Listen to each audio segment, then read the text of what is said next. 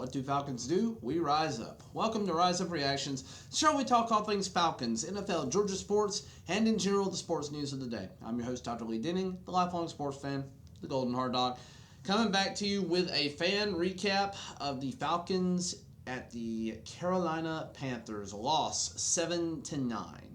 And my Lord, what a terrible showing on offense. We had a interception by Ritter. We had fumbles out the wazoo. We had a fumble from Bijan Robinson. We had thank God, a fumble that we recovered, a couple of fumbles that we recovered between Newsel and Ritter, but still, overall, we had two turnovers in this game. They both came at critical moments. They both gave, one of them ended up leading to the game-losing drive for us, and the other basically gave them a short field to get a field goal. Defense played lights out this week, but let's just be real honest here, guys. Arthur Smith's got to go. This is the legacy of Arthur Smith. And I'll be very clear. Weather was terrible. Ritter is not a good quarterback, but Ritter is the guy that Arthur Smith wanted to lead this team.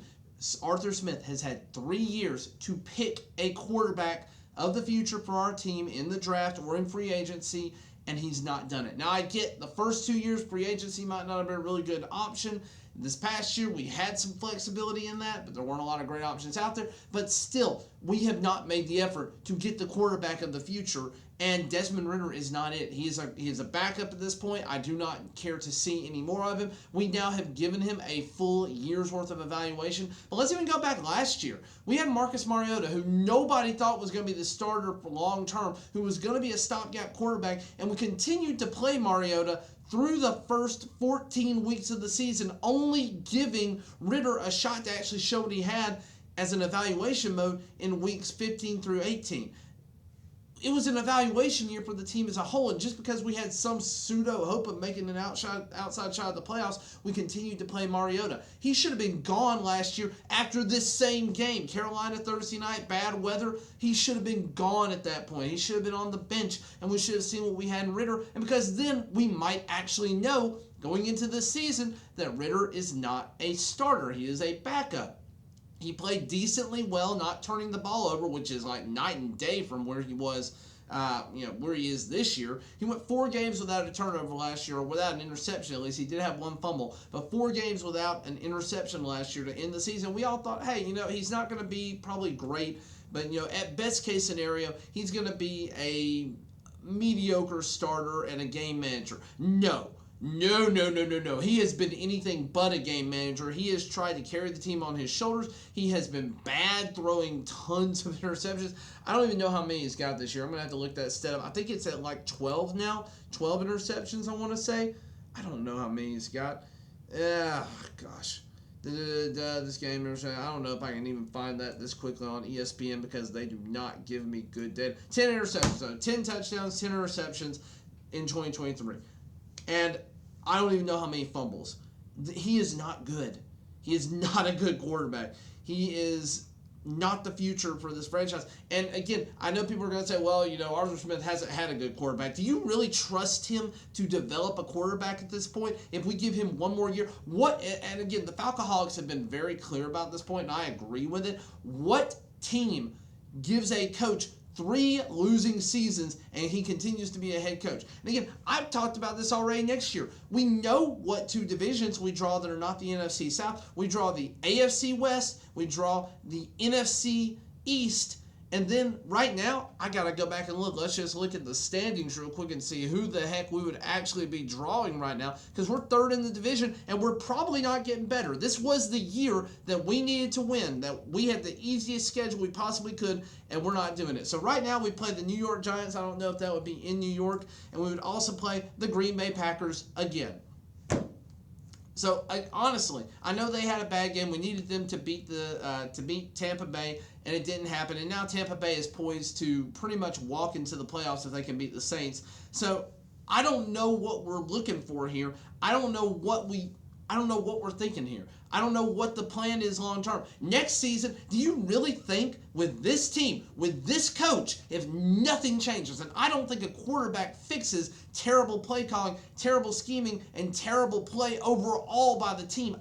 That starts at the head coach and works its way down. So I don't know what you think we're going to actually be able to do next year playing the teams that we're going to be playing. We have to play Patrick Mahomes. We have to play the Chargers. We have to play the Broncos. We have to play the Raiders. All of those teams would beat us this year. I don't know how we'll do next year, but all of the 4 of those teams would beat us. We have to play the Eagles and the Cowboys. Both of them beat us. We have to play the Commies and Giants. Actually, I'm sorry, I messed that up. We play the Seattle Seahawks. Sorry. We're already playing the Giants no matter what. But all 4 of the teams in the NFC East, I think even with freaking Tommy DeVito, could beat us. And then you look at the who we played from the NFC West and the Seattle Seahawks. They could beat us. They could easily beat us right now, even though they're in a little bit of a slump. So right there, without doing anything else, I just gave us 8 losses, 9, 10 losses next year. We are going to be looking at 7-10 as a best case scenario on paper next year, not including our divisional opponents at all. And from the AFC, we're going to be playing the AFC North next year. Right now, we'd be playing the Cincinnati Bengals. You think we're winning that game? I believe we get it at home, so Joe Burrow would be coming to Atlanta. But do you really mean to tell me that Jake Browning, Joe Burrow, whoever's back there is going to lose to this Atlanta Falcons team? No. And that's where I'm at with this. We have to make a change. And next year, I'm going to go ahead and I'm going to say it right now. Do not expect to win next year. Do not expect probably to win the year after that unless some significant changes are made. We need to get our quarterback first off in the draft this year, and we need to get rid of Arthur Smith. And beyond those 2 things, I don't care what we do, but both of those things need to happen. I'm full on, let's tank mode. It would be in the best case scenario for this team to go 6-11 for the rest of the season, because I don't think that Arthur Smith is going to get fired today. Arthur Blank, I don't know what's going on. We have a problem with ownership at this point, but Arthur Blank has some weird, unfounded faith in Arthur Smith and has said that he's not going to fire him, or at least before this game said he wasn't going to fire him. I'm hoping that things change because it needs to. It drastically needs to. I am frustrated as a fan. This season has been a complete and total wash. This is the easiest schedule that anybody could have asked for. We had $100 million in cap space to work with. And to our credit, we brought in a solid defense, but we have all these toys on offense that we do not know what to do with. Kyle Pitts getting targets, we'll sprinkle them in 1 or 2 here and there. But again, go watch my last video. My last video was literally the indictment of Arthur Smith. I will link it at the end of this video. But literally, I talk about all this stuff, why Arthur Smith was a problem. And I said in that game, if we lose to Carolina, this becomes even more relevant. Well, guess what? It's freaking relevant now. So, I'm done. I'm frustrated with the Falcons team. I don't think it's necessarily the players. We've got good players on this team, but it is definitely execution and it's coaching scheming. So, from my thoughts, get rid of him today. Don't let this man have another day in that locker room. Don't let him have another day on your campus. Get rid of Arthur Smith. He is gone. There is no good faith there, and good luck trying to sell any of us season ticket holders on him being the head coach and Ritter being the starting quarterback next year, because it ain't going to be good. There will be a riot, a revolt. You will have people give up their season tickets. I've already considered doing it, except for the fact that I still owe PSL money. So if I didn't have that, I probably would give up my tickets at this point, because it is that bad. I love the Falcons. This is a dark time. We are past the halfway point of a decade of just bad football. This will be 6 years in a row of losing seasons, and I'm sick of it. I'm completely and totally sick of it. Next year, I've already counted as a losing season because I looked at the schedule, and this team has given me no faith. If they had given me faith that they could be a good competitive football team, I'd say, yeah, maybe we'll go 9-8, 10-7 next year. Surprise some people here and there. I have no faith in this team. I hope the offseason is good for us. We're still going to have some money to spend. I don't know what we're going to do at quarterback, but we got to do something, and it ain't Taylor Heinicke. It ain't Desmond Ritter. So we got to do something at quarterback, and I don't know what that's going to be, but I do know where it all starts, and Arthur Smith has to go. If he is still the head coach at the end of the season, hell, if he's still the head coach at 10 a.m. this morning, Falcons Nation is going to lose its mind. But thank you for watching. Thank you for liking. Oh my gosh, guys. I'm at 201 subscribers. Thank you so much to the 201 of you who have shown up and consistently watched videos and subscribed to me. It means the world to me. I'm frustrated. I'm angry. This has been a very disappointing year in what should have been a very optimistic year.